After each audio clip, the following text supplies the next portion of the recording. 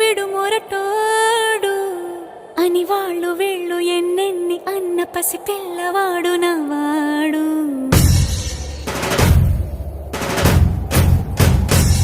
విడు ముండోడు అని ఊరు వాడ అనుకున్న గాని మహారాజు నాకు నవ్వాడు.